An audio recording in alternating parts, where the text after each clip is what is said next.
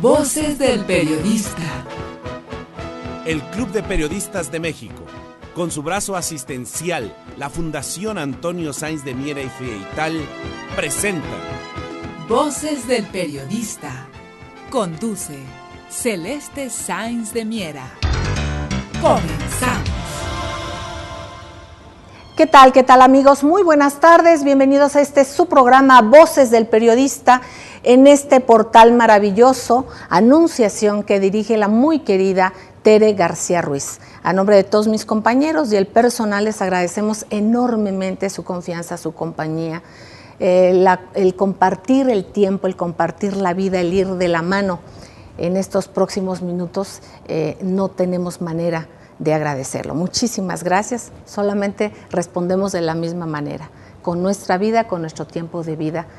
Gracias compañeros queridos, en ese tenor estamos, y bueno, compartir con ustedes también la presencia de un gran periodista, Premio Nacional de Periodismo, un periodista premiado en diversas y por diversas tareas y por diversas organizaciones, un periodista reconocido tanto por su calidad de investigar, un extraordinario reportero. Él es fundador de la Fraternidad de Reporteros, además de que forma parte, por supuesto, y para orgullo nuestro, del Club de Periodistas de México. Pero además de esto, decirles que el trabajo del maestro Juan Bautista, que está con nosotros el día de hoy y que nos honra, quien además está en un portal, que es un portal que está causando un referente en momentos históricos tan importantes y de coyuntura para nuestro país, un portal del sur. Ya nos dará él todos los datos para que podamos tener el acceso realmente interesante. Está Juan Bautista, está el maestro Virgilio Caballero, son instituciones del periodismo, de la comunicación, para estar captando el día a día, el de a pie, que se está viviendo en esa región de nuestro amado, muy amado México, que es precisamente el sur de nuestro país. Básicamente, específicamente en estos momentos han estado muy cerca precisamente del estado de Guerrero. Pero recapitular y traer aquí a Juan Bautista, además de como fundador, como líder gremial, como fundador de la Fraternidad de Reporteros y tantas otras cosas que ha hecho Juan Bautista, es decirles cómo cuando se tiene esa calidad, esa acuciosidad, esa manera de investigar y de ir a fondo de las cosas, en un momento y en un espacio como es el periodístico, en el que las cosas son muy efímeras, la mayoría de las veces, nos damos cuenta como un trabajo extraordinario como el que él hizo hace 21 años, cuando todavía existía Imevisión, el Canal 13, ¿recuerdan ustedes? Bueno, Juan Bautista hizo en aquel entonces un par de reportajes, o sea, se dividió en 2 entregas, un gran reportaje, pero hizo entrevista, hizo toda una investigación importantísima sobre el caso de Mamá Rosa. ¿Qué sucede? Bueno, en este pasado Premio Nacional e Internacional de Periodismo, se trajo el trabajo de Juan Bautista de hace 21 años porque fue referente fundamental de este tema que se volvió a tocar hace unos meses, el tema de Mamá Rosa. ¿Qué sucede? Juan Bautista desde hace 21 años nos vino a decir las denuncias, el número de denuncia, el nombre de padres y madres que buscaban poder sacar a sus hijos de ese espacio de la famosa Mamá Rosa. Darnos cuenta de todo este panorama, darnos cuenta que después de 21 años se sigue con este tema, no se fue a fondo de muchas cosas, nos da una idea de la liga y de los intereses que hay alrededor de esta casa de la Mamá Rosa, de este tema del que él ya nos ampliará. Ahora sí que tu experiencia, Juan Bautista, tan querido en este tema, y realmente el que más de 21 medios de comunicación basaron su noticia y el aquí, el ahora, digamos que fue que se destapó hace unos meses, bueno, donde estuvieron soportados en este reportaje de Juan Bautista. Juan Bautista, teniendo este material, lo había compartido, lo había comentado, compañeros periodistas recordaron ese trabajo valiente que se hizo desde entonces, y era pensar en el referente de Juan Bautista. Juan Bautista saca este material y nuestra querida Carmen Aristegui, a quien le mandamos un abrazo cariñosísimo y que por cierto hace unas escasa una hora terminó un evento aquí en el Club de Periodistas de México con el maestro Lorenzo Meyer, con Denise Dresser y un grupo de compañeros que ya comentaremos más adelante para sumarse a hacer algunas acciones jurídicas apoyando a Carmen Aristegui. Pero bueno, regresando precisamente el material de Juan Bautista lo utiliza nuestra querida Carmen Aristegui, pero también otros portales, otros 21 portales y diversos medios de comunicación. Juan, querido, un gusto. Ese trabajo acucioso que hiciste, ¿qué sientes tú que el gremio, tu gremio, te reconozca? Un trabajo impecablemente hecho que está vigente, por desgracia, porque es un hecho que sigue vigente y que seguía vigente y que no está bien investigado a fondo, porque realmente tú das ahí unas directrices y unos puntos que tocas delicadísimos, pero como material periodístico, como profesional del periodismo, este aplauso conjunto del gremio para tu trabajo también hecho que después de 21 años esté vigente. Sí, bueno, en primer lugar, agradecer tu invitación aquí a la Casa del Periodista, del Club de Periodista, tu generosidad y desde luego agradecer al jurado calificador que haya tomado muy en cuenta este trabajo realizado hace 21 años exactamente. Pero puesto en la actualidad, en los medios, y volvió a transmitirse. Lo que nos da cuenta es que un trabajo en ese momento muy puntualizado, detallado, yendo al fondo de las cosas, porque logro entrevistar a la misma Mamá Rosa, que era así como imposible. Ajá. Incluso uno de los testimonios dice una señora que le tiene secuestrado a su hijo, dice, esta señora no le gana ni un gobernador. Entonces, para darnos cuenta de que hace 20 años, bueno, el ambiente en Michoacán era otro, y era otro los gobiernos y la forma de gobernar y la forma de tener el control. En este caso, a esta casa hogar, que se fue deformando el objeto social de esta fundación, si bien era tener no a niños de la calle, sino eran a los niños migrantes.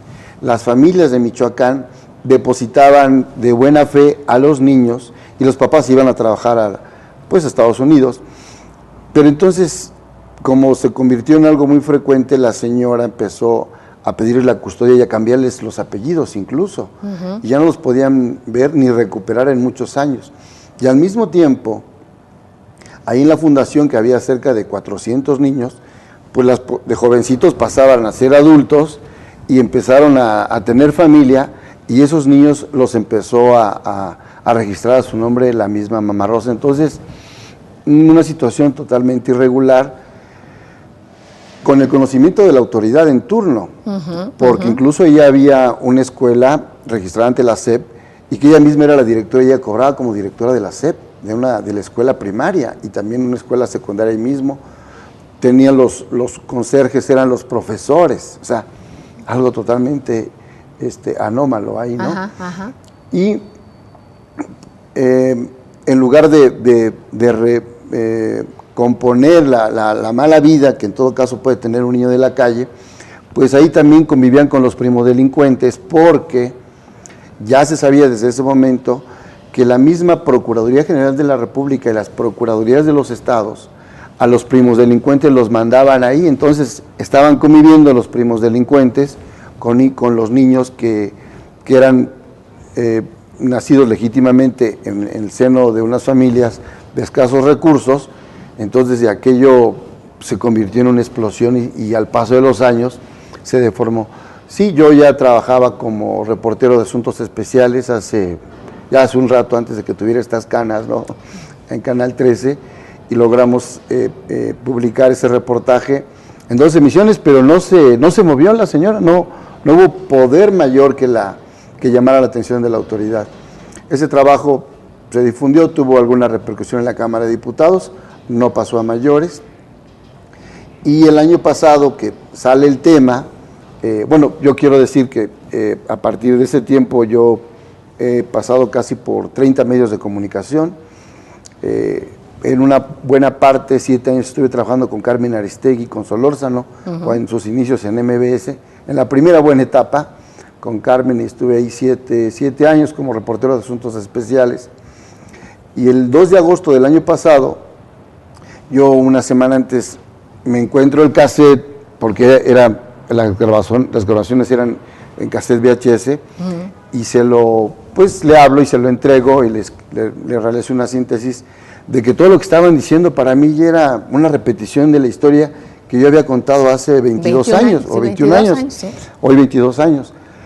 Entonces Carmen, con el buen tino que tiene y ese olfato y esa visión más de conjunto, entrevista incluso al diputado que hace la denuncia en la Cámara de Diputados, a Víctor Orduña, que hoy es magistrado, lo encuentra, lo entrevista, y me entrevista a mí y hace una serie de elementos.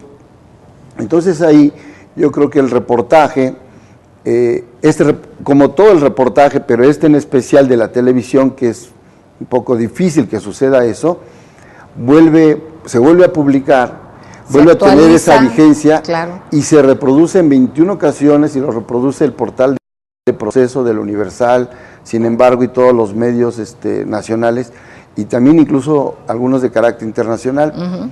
Entonces yo creo que la lección, en primer lugar, es que un trabajo realizado con los lineamientos, bueno, ya en mi caso, muy académicos, y con la oportunidad que le dé el jefe en turno para poder expresarse, investigar con todo el riesgo que eso ha implicado siempre el periodismo de investigación, pues cobró nueva vida, y que hoy, por esa difusión que se tuvo, el jurado calificador del Club de Periodistas, pues fue objeto de estudio, de análisis y merecedor del mejor reportaje en televisión por internet, situación que me da mucho orgullo y que veo que el periodismo, cuando es valorado incluso por nuestros colegas y es tomado en cuenta, creo que debe de seguirse replicando, ¿no? Y nos da confianza para abrir medios. Yo ya estaba preparando otra serie de reportajes para ir a hablar con Carmen, cuando en eso le cancelan ya su participación allá en MBS con otros Vargas que hoy yo desconozco. Yo conocí unos Vargas empresarios respetuosos de la libertad de expresión, muy apoyadores en su momento, cuando inició también con ellos Pedro Ferriz de Con. Hoy los intereses los han cambiado, y este conflicto laboral ya que se anunció molesta mucho a la sociedad entera. Yo quiero decir que también los señores Vargas no pueden ser los dueños de un espacio radioeléctrico, porque es una concesión, es parte del Estado mexicano, y ese parte del Estado mexicano también nos pertenece a nosotros como ciudadanos, ¿no? Y es una lástima que hayan tomado la decisión de cancelar un espacio tan importante como el de Carmen Aristegui. Hoy, pues hay que abrir más espacios. Yo creo que en esa lucha y en ese objetivo estamos los periodistas profesionales, porque la gente necesita escucharse, necesita dar sus denuncias, y hoy es más importante, ¿no? Y efectivamente, queridos amigos, el objetivo de un periodista es ser un servidor social, y qué mejor manera que desentrañar conflictos de intereses que hay de diversa índole y que ha habido. Y nos hemos enterado de tantos y de tantos a lo largo de la historia por periodistas valientes, periodistas que documentan, como Carmen Aristegui, y como otros compañeros que en su momento obviamente tocan intereses, pero básicamente, ¿quién va a querer tener algún problema? ¿Quién no va a querer estar tranquilo? Bueno, aquel que priorice el interés social por encima del particular, del personal. Entonces, bueno, esto es parte de una dinámica. Ya comentaremos al regreso del corte, queridos amigos, donde puedan tener ustedes acceso precisamente a la dinámica de la problemática del programa y del espacio de Carmen Aristegui, donde ustedes puedan despejar dudas y que les aclaren y les informen más sobre algunos lineamientos jurídicos, como es una denuncia, como es un amparo, que se dio a conocer hace unos momentos aquí en el Club de Periodistas de México. Regresamos, les platicamos de ello y veamos y reflexionemos cómo es importante la labor periodística, cómo es importante el que se dé el espacio que requiere la sociedad a trabajos que después de 21, 22 años, por hablar ahorita de este caso de Juan Bautista, cómo nos damos cuenta cómo traduce, y la realidad en algún momento se traduce a los ojos de todos, aunque en algunos momentos se pretenda soslayarlo y como que no pasa nada. En algún momento el peso de la realidad es mayor que todo. Vamos a un corte y no tardamos, gracias.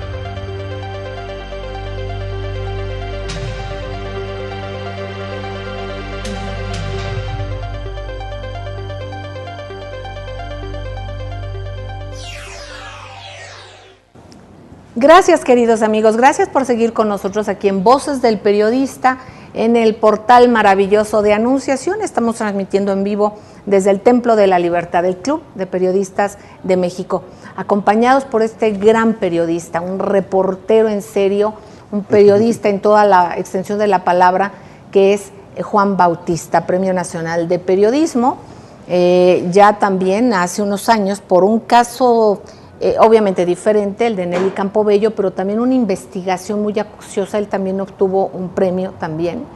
Y bueno, pues la buena labor es importante. Comentamos que estamos en este templo de la libertad, de la pluralidad. Les vamos a decir cómo quedamos, además de que abordemos más adelante este tema.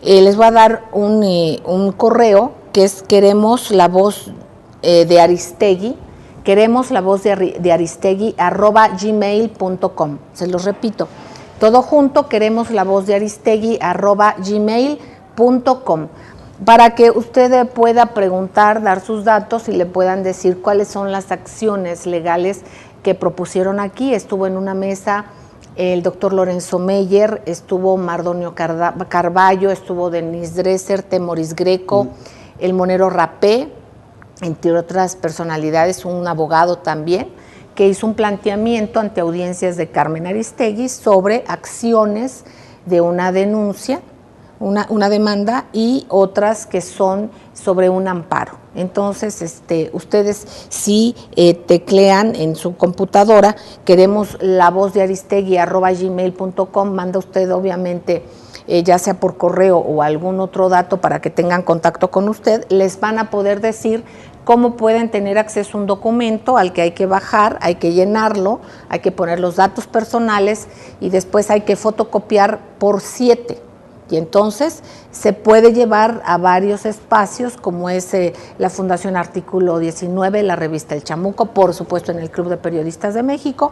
Hay varios puntos donde se va a recibir lo que las audiencias de Carmen Aristegui quieran hacernos llegar. Y entonces, bueno, además de que sigamos abordando estos temas y hablando de periodismo de investigación y retomando, por ejemplo, este caso emblemático de cómo el caso de Mamá Rosa, después de 21 o 22 años, viene siendo un referente periodístico informativo, pero para ver lo que desentrañan los medios. Y, por ejemplo, en ese entonces no se hizo lo que se tenía que hacer. En tu reportaje, precisamente se entrevista, además de se entrevista al presidente municipal, a quien hace la denuncia, el presidente municipal, y gente que mismos dijeron es que no se tiene acceso a esta señora y no pasa nada. Ya hay varias denuncias y la señora es intocable. Así es. El reportaje recupera la denuncia que se realiza en la Cámara de Diputados. Exacto. O sea, toda una fundamentación que viene desde el estado de Michoacán y del municipio de Morelia, presentada por el diputado Víctor Orduña, que en ese entonces era diputado por Acción Nacional, y él lo presenta a nombre de ahora sí que por la representación panista de Michoacán. Se entrevista también a 2 expresidentes municipales, dan testimonio 2 mamás, de los cuales la señora Mamá Rosa, o mal llamada Mamá Rosa, la tal Mamá Rosa, tenía secuestrado a 3 hijos, a 2 de una persona y a otro por varios años, porque ya no los quería entregar. Y también el expediente que se entrega a la Comisión Nacional de los Derechos Humanos, que entonces presidida por Jorge Carpizo MacGregor, hoy desaparecido, y también los expedientes, las denuncias penales ante el Ministerio Público de Zamora, Michoacán. Todos esos documentos los recupera y se presentan, ¿no? Entonces, yo creo que en este caso, el presentar los documentos, por eso es importante que la gente denuncie, y denuncie a veces penalmente o ante la Comisión de los Derechos Humanos, o hoy que ya hay otro tipo de organismos, porque en algún momento queda la huella. La denuncia con un reportero o con un medio que pueda publicar, siempre habrá algo que no permita la impunidad, porque ese es el gran tema de nuestro país, la impunidad. La impunidad, exactamente. Ahora, yo te pregunto, como periodista, ¿cómo ves el contexto político, social, judicial, en que en aquel entonces se reportó lo mismo que recientemente se reportó? Finalmente se nombró inimputable a la señora, que por cuestiones de edad, hay quien decía que porque antes no era así, que estaba siendo mal juzgada. Bueno, y estamos viendo y vimos en tu reportaje que no, que había denuncias penales, que había gente sufriendo tremendamente por arbitrariedades de la señora. Y que había grupos políticos entonces, porque de hecho no pasó nada más, pero también recientemente que han apoyado a esta señora. Tú, desde tu punto de vista periodístico y como un fenómeno, ya en cuanto a la sociedad, el ver que pasan 22 años y sigue sucediendo algo, sigue sucediendo mucho en el aspecto social, en el aspecto humano, y jurídicamente no pasa nada, y políticamente tampoco en este contexto. Mira, te pregunto. Yo como un analista diario y crítico de nuestra sociedad, veo que la Ciudad de México, el país en general, ha conquistado libertades. En 3 décadas hemos conquistado muchas libertades, pero vivimos una involución en el sentido de su aplicación. Porque la impunidad hoy es igual de vigente que antes. Hoy los casos pudieran ser con más frecuencia, de mayor lesa humanidad, y la justicia pareciera cerrar los ojos. Pero aquí tenemos otro gran problema. La sociedad civil, la crítica, incluso tiene pocos elementos para defenderse. Como es el caso de las audiencias en este caso, estamos hablando de lo mismo, en el caso del daño patrimonial al espacio radioeléctrico y de libertad de expresión que es coartado por Y a las audiencias. Y a las audiencias son indefendibles, o sea, no tienen muchos elementos. Y después, en la parte política, mientras el sistema ha avanzado con instituciones como el IFE, al mismo tiempo hay una ausencia de participación ciudadana, porque vemos que esas instituciones ya no nos representan. Los partidos hoy están en una línea crítica, todos, desde el más antiguo y el que tenga mayor voto, hasta el más pequeño y de reciente creación, están siendo cuestionados. No representan a los ciudadanos. Exactamente. Entonces, hay un trastocamiento de la representación y hay vacíos. Entonces, yo veo como si esto fuera el espacio. Hay una especie de hoyos negros en la sociedad donde podemos ir caminando, pero encontramos un hoyo y no podemos encontrar un referente mejor, ¿no? Yo creo en este caso, y de lo muy delicado y muy importante que nos dice Juan Bautista, queridos amigos, y que como sociedad hay que tomar, hay que asumir y hay que aprovechar esos espacios que se han ganado, pero también los que se han perdido. Yo creo que lo que dices es un punto sustancial. ¿Cuál es? Por una parte, antes había menos posibilidad de conocer muchas cosas, Así pero es. ya que se conocían, algo tenía que hacerse por rubor, por simulación, por lo que ustedes gusten, pero al menos había esta cuestión que tenía que cambiar algo. Aunque en algunos casos no fue así, como el caso de Mamá Rosa. Pero, ¿qué sucede ahora? Se habla de cinismo, no hay otra cosa más. Un cinismo de políticos y un cinismo ciudadano que permitimos a esos políticos que hagan esto. ¿Por qué? Porque ya es un cinismo que se saben cosas, se saben más cosas, más de lesa humanidad, ya parece que es como matemático. Si antes era el problema de una persona y ahora son de 43, ¿verdad? Es por número. No, qué pena que sea esto. Aquí es una situación de cinismo. Yo creo que los políticos, de lo peor que nos han dejado, aparte de lo que han hecho con la política mexicana, los recursos, el haber podido hacer y no hacer, o lo que fuere, es esta circunstancia de cinismo, de que puede pasar todo y no pasa nada, pero también el asumirnos como ciudadanos y no como consumidores, con una cuestión de ímpetu y de participación a la que estamos obligados. Ahora que realizaron la marcha de Iguala por la aparición de los 43 estudiantes de Ayotzinapa, que estoy realizando un reportaje y que ya fui incluso a la Normal hace un mes, me piden de que yo fuera el maestro de ceremonias en ese mitin que recibe a la marcha en el Zócalo. Y yo estando en el Zócalo, cuando está entrando la marcha, minutos antes, yo pido la renuncia de Murillo Karam. Y la renuncia de los zambranos también, porque son una bola de corruptos y han prohijado esta serie de figuras como el alcalde de Iguala, ¿no? Que parece que se reproducen en diferente escala. Ya quitaron hoy a Murillo Karam, pero eso no ha cambiado. Pero Murillo Karam fue el que blindó a Mamá Rosa de que no se le juzgara. Él fue el que toma la decisión. Y dice que por los años que tiene. La señora es una delincuente. Entonces, yo reflexiono y digo, bueno, ¿por qué un ciudadano no puede solicitar la renuncia de un funcionario como Murillo Karam simplemente por demencia senil? Ya no está en capacidad de gobernarnos. Pero como ellos, hay incluso otros que no son de esa edad, donde pudiéramos revocarle, no como en los políticos, el mandato, tener la autoridad, porque estamos viendo que está haciendo un gran daño al no aplicarse la justicia. El caso de Mamá Rosa ya no se profundizó, pero el asunto es que los niños que nacieron ahí fueron vendidos a las grandes familias de dinero. Se presume que incluso de ahí salieron los hijos de Vicente Fox, que todos son adoptados. Entonces, por eso la clase política del señor Krause y de algunos intelectuales que con los ojos vendados firmaron luego una carta.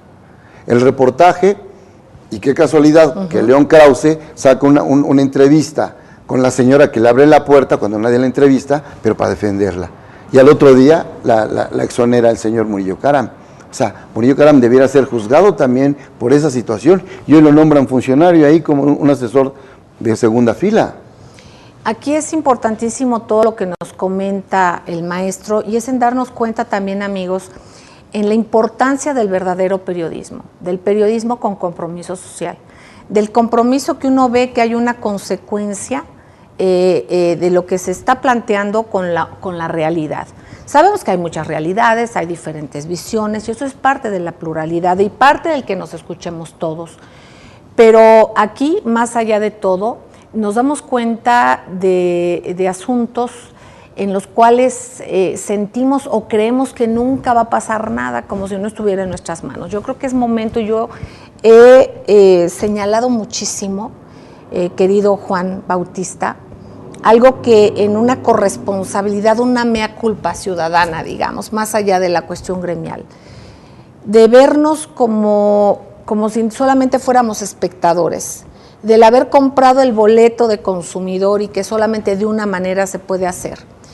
Y también de haber vivido algo que es una anécdota tan simple, tan sencilla, pero que a mí me marcó, porque te das cuenta qué piel tan delicada tienen algunos, que tienen un espacio de poder servir y no lo hacen, como es hace unos años a un diputado precisamente de Acción Nacional, que platicábamos con un grupo de compañeros y decía él que era acosado. ¿Te acuerdas cuando por ahí del 2003, 2004 con lo del IVA a medicinas ya alimentos? Sí. Y él decía que era acosado, que porque le habían llegado 4 correos electrónicos diciéndole cosas porque él apoyaba el IVA para medicinas y alimentos. Fíjense nada más qué piel tan sensible. Él se sentía acosado por 4 correos electrónicos. ¿Qué pasará con la gente que tiene hambre y que paga las consecuencias de estos señores que hacen o no hacen lo que deben hacer? Pero ahí va la otra. No nos quejemos, amigos, si nosotros no damos el seguimiento que deben de tener los diputados. Porque nos estamos quejando del presidente, nos estamos quejando del procurador, sí, pero ¿dónde están los que nadan de muertito porque los vemos como una masa amorfa y con esa es con la que han navegado? En no poder señalar y dar seguimiento puntual a los diputados. ¿Por qué? Porque los diputados tienen la sartén por el mango para haber hecho todos los cambios que necesitamos y no lo hacen. Se sientan a negociar, se sientan a hacer grupúsculos, que es lo que hacen, para ver a qué intereses apoyan, porque también a ver qué intereses les dan a ganar más. Entonces yo creo que también es momento de que, independientemente de que demos seguimiento a los otros 2 poderes, demos un seguimiento en serio, cercano, organizado a los diputados, a quienes dicen que nos representan y que la mayoría de las veces, por desgracia, no sucede así. Aunque, por supuesto, hay excepciones y hay gente muy consciente en esto. Pero nosotros, como ciudadanos, hagámonos responsables y demos seguimiento en serio a cada diputado. Vamos a un corte y no tardamos. Gracias.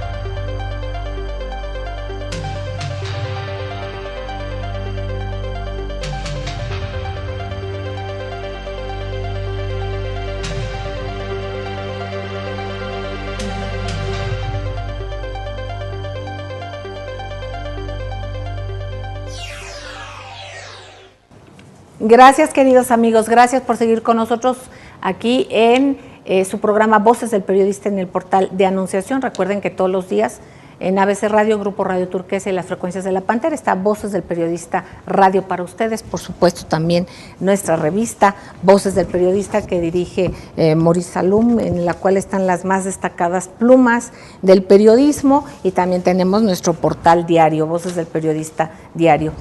Agradecemos a nombre de nuestros compañeros aquí de la producción de Anunciación que dirige la muy querida Tere García Ruiz, gracias a Rafael Melgar, Hilario Ramírez, Adolfo González, a Jesús Arismendi, Alejandro Sánchez, a Marcos Velázquez, Cristina Vázquez, Eduardo González, a nombre de mis compañeros a quienes yo agradezco enormemente, pero ellos también agradecen a través de su servidora a ustedes por este espacio que nos permite compartir y hacer lo que nos gusta, que es intentar comunicar algo que nos lleve a la reflexión. En este caso, ¿qué mejor elemento tenemos que el maestro Juan Bautista? Juan, gracias. Querido, retomando este tema de la corresponsabilidad ciudadana, pero también de estos trabajos, y quiero, si me permites, retomar, por ejemplo, este caso, y qué fue lo diferente, por ejemplo, en el caso de Nelly Campobello, que tiene que ver algo con lo jurídico, con que hubo denuncias, sí, con todo esto, y qué pasó o qué no pasó.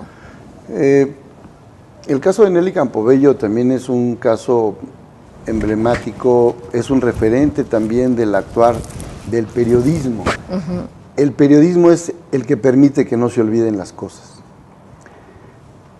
A la maestra Nelly Campobello, que para quien no la conozca, es la única escritora de la Revolución Mexicana. O sea, todos los demás son hombres. Es la única escritora de la Revolución Mexicana. No porque hay escrito sobre el tema, sino hay mujeres que han escrito una especie como de cuentos o alguna novela ya posteriormente, sino en el momento, en los años 20, en los años 30, y en el periodo postrevolucionario es cuando nace la novela revolucionaria. Y pues muchas de ellas están cargadas con ciertos caudillos o a ciertas figuras de ese momento. El caso de Nelly es que es una niña, cuando le toca vivir en Durango la revolución, y escribe esas narraciones en párrafos muy bien escritos, mágicamente escritos, como en relatos cortos, pero 30 años después. Uh-huh. Entonces, es lo que llamaba en ese Manuel Becerra Costa, el exdirector de ese buen 1+1, con el que yo empecé a colaborar como articulista a los 24 años, periodismo memorioso. Entonces, esa es una parte importante de Nelly Campobello. Y la otra es que ella fue la fundadora de la Escuela Nacional de Danza. Uh-huh. Entonces, una señora que recupera el ballet clásico, lo lleva en las jornadas culturales en tiempos de Vasconcelos por toda la República e incorpora las tradiciones y los bailes regionales al ballet clásico. Entonces surge una tercera como forma de ballet, ¿no? Uh-huh. Muy propio mexicano, y ese es uno de los méritos de la maestra Campobello, y que preparó a muchas alumnas y generaciones. Ahí mismo en el segundo piso del Palacio de Bellas Artes, donde era la sala Manuel M. Ponce, uh-huh, ahí era la escuela de danza en su momento.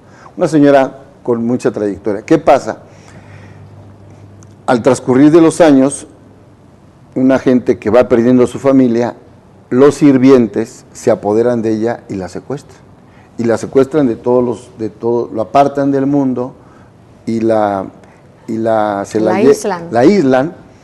Entonces la prensa la aíslan, los acusan de secuestro, meten a la cárcel por 2 años a los supuestos secuestradores y al abogado, que ya también murió, Enrique Fuentes León, y Claudio Niño Fuentes, que es uno de los secuestradores que vive actualmente, y salen posteriormente. esconden a Nelly, la presentan ante el juzgado, pero después se la llevan a Durango, después la llevan a un pueblito adelante de Tula, a Progreso de Obregón, en el Valle del Mezquital, y ahí después de un año de mantenerla con la familia del secuestrador, que la tienen en muy malas condiciones, digamos, no la tenían secuestrada, pero la tenían drogada, la sacaban a pasear ahí a que le diera el sol al zocalito, la regresaban, la tenían ya con somníferos, y se les muere. Es una forma de secuestro. Sí, y se les muere. Y es la prensa quien pregunta durante 15 años, ¿dónde está Nelly? Y es la insistencia de Nelly que hace que la Comisión de Derechos Humanos del DF actúe y entonces den con el paradero del cuerpo en una tumba sin nombre, solamente con algunas iniciales, por algún registro que quedó en los servicios funerarios ante la Municipalidad de Progreso de Obregón, y se encuentra el cuerpo. Y entonces todo eso lo hace la prensa. Yo creo que estuvimos involucrados ahí cerca de 35 reporteros durante más de 15, 20 años. Ellos mucho más tiempo que yo. Entonces, quizá mi aportación ahí es que yo encuentro, antes que otro de los reporteros, las propiedades de Nelly invadidas por los sirvientes, y encuentro los telones que pinta Orozco, José Clemente Orozco, para el ballet de masas, que eran telones del tamaño aquí de todo tu foro, ¿no? Yo los encuentro doblados, dormiditos, en una, aquí atrás del Monumento a la Revolución, en la casa donde ella vivía y que fue vendida por los secuestradores a una familia de ricos. De todo eso hay el seguimiento y estoy por terminar de escribir el libro después de 5 años, bueno, de 15 años de investigación, pero el premio me lo dan por 5 años de investigación de ese trabajo. Entonces aquí lo que sale otra vez a la palestra, a la discusión, es que el periodismo con ese ojo escrutador es el que deja testimonio y puede aplicar en cierto momento la justicia y la denuncia. Y hoy tenemos, por desdicha, que las amenazas continúan con todas aquellas personas, sobre todo que destacan, ¿no? Sobre todo el caso de las mujeres, el caso de Lidia Cacho, ¿no? Que tenemos, el caso de Anabel Hernández, por ejemplo, también. Ana Lilia Pérez. Entonces, vemos que me dicen también que en algún momento Elena Poniatowska, no sé de qué manera ha recibido amenazas, y también en este caso tú misma, que has recibido recientemente amenazas. Vemos, y lo hablaba con el maestro Virgilio Caballero, que las mujeres están en la punta de la investigación de las cosas, que son las que crean empresa, las que crean fundaciones, las que obtienen premios, las que publican libros, y son las más amenazadas. Digo, también están los hombres, pero hoy pareciera una línea general, que están en primera fila dando esa batalla que nos debe enorgullecer a todos los mexicanos, pero también debemos apoyarlas nosotros, ¿no? El gremio en general. Pues aquí, queridos amigos, y efectivamente lo que comenta el maestro Juan Bautista es importantísimo. Es el ir haciendo historia, el periodismo es el goteo de la historia, es la historia que queda, son los historiadores, pero más allá de eso también son quienes desentrañan injusticias. ¿De cuántas cosas nos hemos enterado? Que no hubiera sido posible, queridos amigos, si no hubiera sido por un reportero, por una periodista, por un investigador, por una persona que hace este trabajo de campo de años, muchas veces, como en el caso de Juan Bautista, de dar seguimiento a casos. ¿Qué hubiera pasado si nuestras queridas Lidia Cacho, Anabel, Ana Lilia Pérez, y bueno, no quiero olvidar a nadie, pero hay compañeras... La jornada Juana San Román. Y también San Juana Martínez. San Juana Martínez, en fin, no quiero olvidar a nadie, pero que verdaderamente hay una especie también de misoginia, porque a la mujer se le ve como desamparada, como que si estás tú sola haciendo tus cosas eres mucho más vulnerable. Hay un machismo también tremendo en este tenor, por autoridades, en otros casos también por empresarios y por tantas gentes que tengan que ver o que incidir de alguna manera, y que muchas de las veces entre ese cruce de lo público y lo privado son monitoreados, son seguidos por periodistas, o periodistas simplemente que al dar voz a eventos que pues muchas de las veces es lo peor que pueda pasar, el darse voz y el dar luz a algunos acontecimientos, bueno, sí, se sienten tan vulnerables y tan reyes y dueños del espacio que, que vulneran y amenazan. Fíjate que yo casualmente, bueno, o como dice Virgilio, no hay casualidades en la vida, yo publiqué también para el Excelsior, fui columnista y reportero de asuntos especiales para el Universal. Yo, cuando estoy trabajando para Jorge Fernández Menéndez, unos asuntos de narcotráfico en Morelos, por alguna razón en aquel lugar, me entero de la muerte de la líder social Digna Ochoa. Ándale. Y yo refiero ahí, el único que me entero, días después, por otras situaciones que andaba yo investigando, llegó a mis manos la única fotografía de cómo queda el cuerpo de Digna Ochoa. Y yo la publico en el Universal en primera plana. Bueno, pues ese solo documento gráfico sostiene la hipótesis del asesinato y no el homicidio. De que se disparó primero en la pierna, el suicidio, y que primero se disparó en la pierna y que después, y cómo quedó el cuerpo. Entonces, volvemos a dar otra vez con que el dato publicado, exacto, el registro puede cambiar y dar un giro en una investigación, en una historia y en un final de donde tendría que llegar la justicia y sobre todo aclarar los hechos, cómo fueron, ¿no? Y fíjense, amigos, todo lo que es la labor del periodista, el periodista desprotegido, el periodista sin la cobertura desde el punto de vista laboral, muchas de las veces, otras de las veces también un seguro jurídico, porque luego también están las demandas, o están las amenazas de muerte, o están los despidos, en fin, es un campo que está muy, muy vulnerable, y valorar empeñosa forma de ver la vida, de ver por el otro, de ser seres comunitarios, que yo creo que eso es lo que es un periodista, del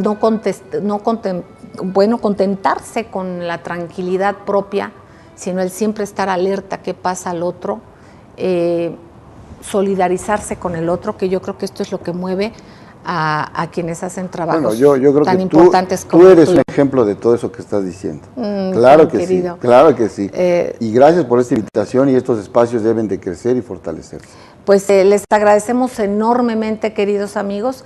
Un abrazo y vamos a seguir con estos temas. Claro que y sí. Recordemos precisamente, yo les digo y les recuerdo, queremos la voz de Carmen @gmail.com, queremos la voz de Carmen @gmail.com. Usted puede enviar un correo a esta dirección que les di para solicitar mayor información sobre estas acciones jurídicas de las que están convocando grandes comunicadores que hace unas horas estuvieron aquí en el Club de Periodistas de México, este templo de la libertad, donde todas las voces se escuchan, donde se hace periodismo de frente a la sociedad. Les quiero entrañablemente, gracias maestro Juan Bautista, gracias a ustedes y nos escuchamos todos los días y nos vemos aquí en la próxima. Un beso tronadísimo, gracias.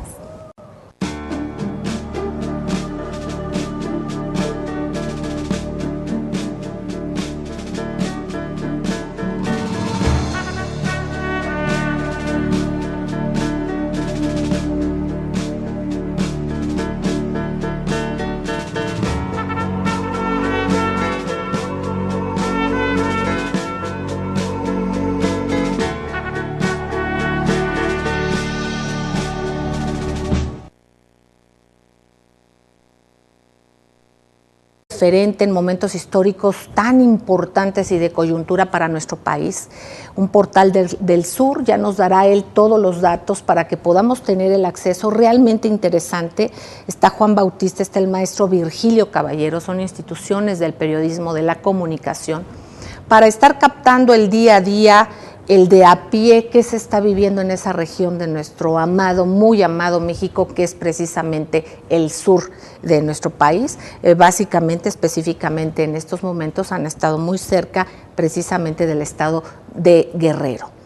Pero recapitular y traer aquí a Juan Bautista, además de como fundador, como líder gremial, como fundador de la Fraternidad de Reporteros y tantas otras cosas que ha hecho Juan Bautista, es decirles cómo cuando se tiene esa calidad, esa acuciosidad, esa manera de investigar y de ir a fondo de las cosas, en un momento y en un espacio como es el periodístico, en el que las cosas son muy efímeras, la mayoría de las veces, nos damos cuenta como un trabajo extraordinario como el que él hizo hace 21 años, cuando todavía existía Imevisión, el Canal 13, ¿recuerdan ustedes? Bueno, Juan Bautista hizo en aquel entonces un par de reportajes, o sea, se dividió en 2 entregas, un gran reportaje, pero hizo entrevista, hizo toda una investigación importantísima sobre el caso de Mamá Rosa. ¿Qué sucede? Bueno, en este pasado Premio Nacional e Internacional de Periodismo, se trajo el trabajo de Juan Bautista de hace 21 años porque fue referente fundamental de este tema que se volvió a tocar hace unos meses, el tema de Mamá Rosa. ¿Qué sucede? Voces del periodista.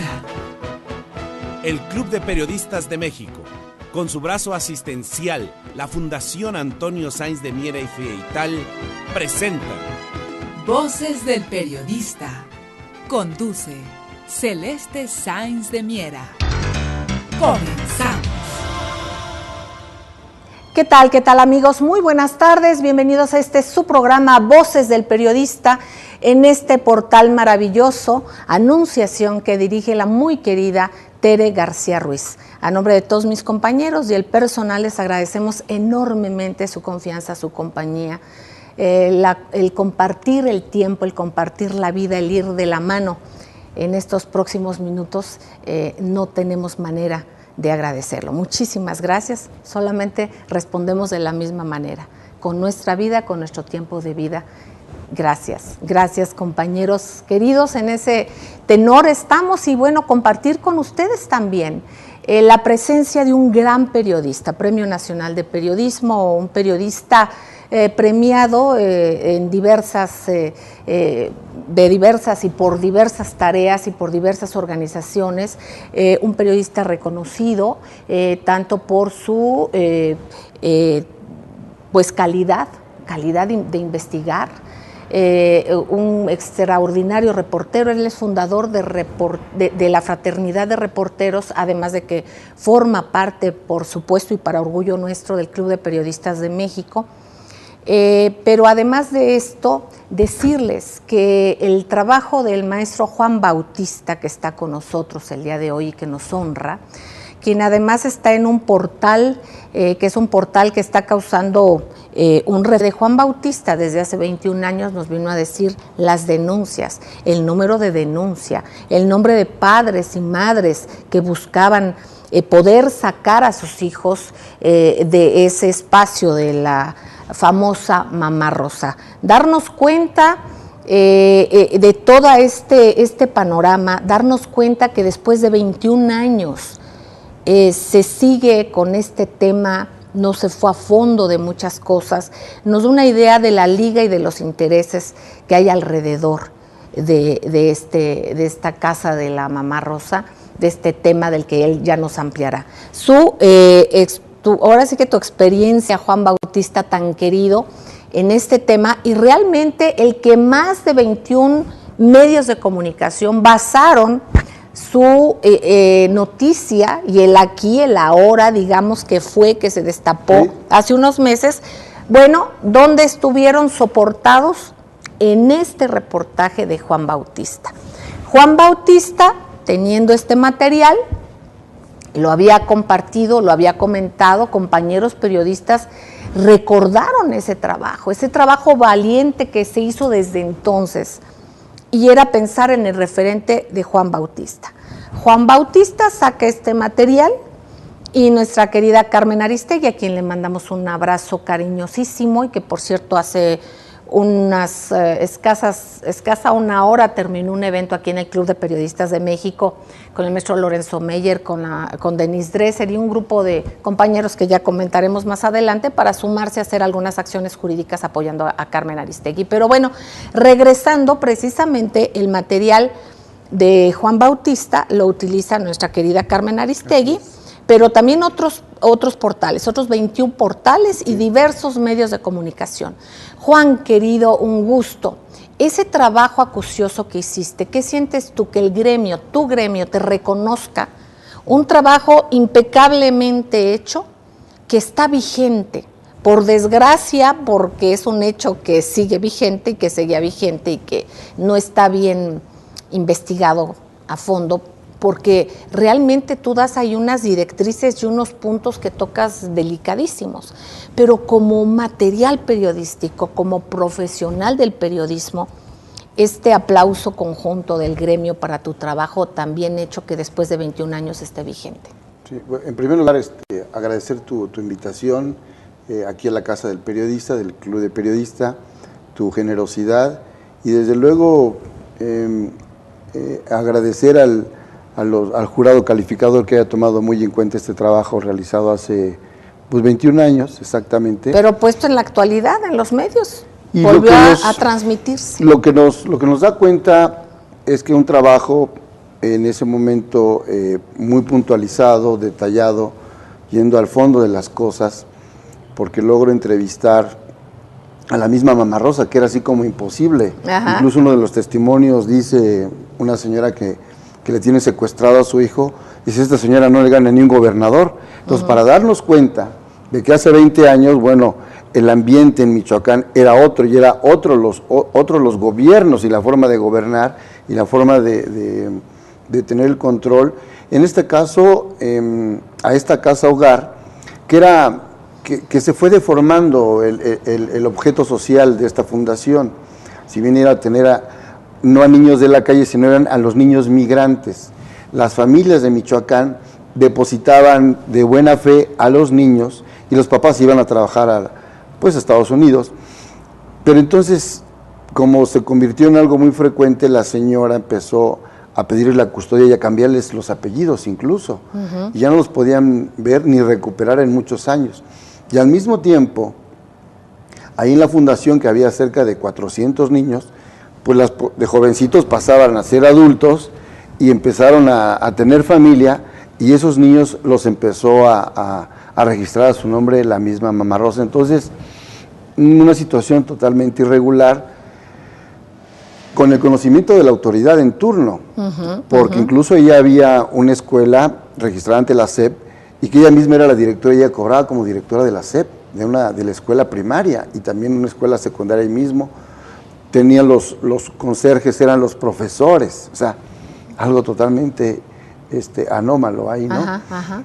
Y en lugar de componer la mala vida que en todo caso puede tener un niño de la calle, pues ahí también convivían con los primodelincuentes, porque ya se sabía desde ese momento que la misma Procuraduría General de la República y las Procuradurías de los estados a los primos delincuentes los mandaban ahí. Entonces estaban conviviendo los primos delincuentes con los niños que eran nacidos legítimamente en el seno de unas familias de escasos recursos.